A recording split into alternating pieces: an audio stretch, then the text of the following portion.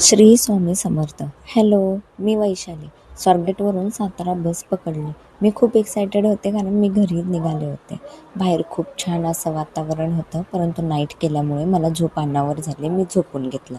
घरी पोचते तर बघते तर काय, हे 2 चिमुकले माझ्या स्वागतासाठी उभे होते.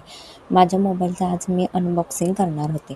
मी माझ्या लाईफमधला सगळ्यात महागडा मोबाईल होता, Vivo X300 Pro. हा मोबाईल ऑन करता क्षणी मी गोल्याचा वॉलपेपर सेट करून घेतला. मोबाईलसोबत चार्जर आणि त्याचा कवरही आला होता.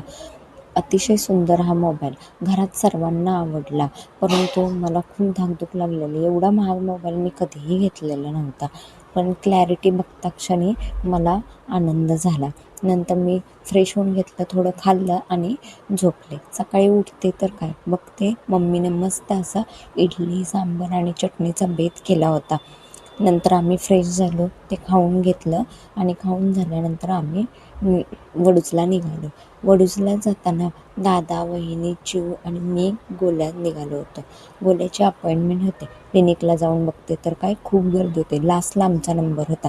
नंबर येऊन गेल्यानंतर आम्ही घरी आलो. घरी आल्यानंतर फ्रेश होऊन स्वामींची मस्त अशी पूजा मांडून घेतली.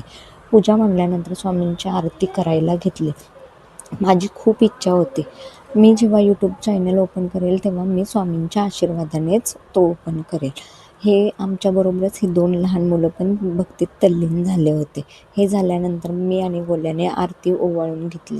आरती ओवाळून झाल्यानंतर आम्ही सगळे घरातले जप करण्यासाठी बसलो होतो. नामस्मरणासाठी फर्स्ट राऊंडला गोल्याही बसला होता. गोल्या खूपच एक्सायटेड होता. गोल्याचीच पण स्वामींवरती खूप भक्ती आहे. सेकंड राऊंडलाही गोल्या उठला नाही. थर्ड राऊंडला तो मला ऑब्झर्व करत होता. मम्मा माळ कशी पकडते, कसं ओढते, हे सगळं ऑब्झर्वेशन केल्यानंतर त्याच्या लक्षात आलं की माझ्या माळेखाली डिश आहे. मग त्याने ती डिश घेण्याचा प्रयत्न केला. स्वतःला घेतली व त्यामध्ये माळ ठेवून ओढायला सुरुवात केली. हे सगळं करत असताना पप्पा होते दुकानामध्ये. पप्पांना काही टाईम मिळाला नाही यायला. आल्यानंतर त्यांनीही छान असं स्वामींचं दर्शन घेतलं. कसा वाटला माझा पहिला ब्लॉग. Bye bye.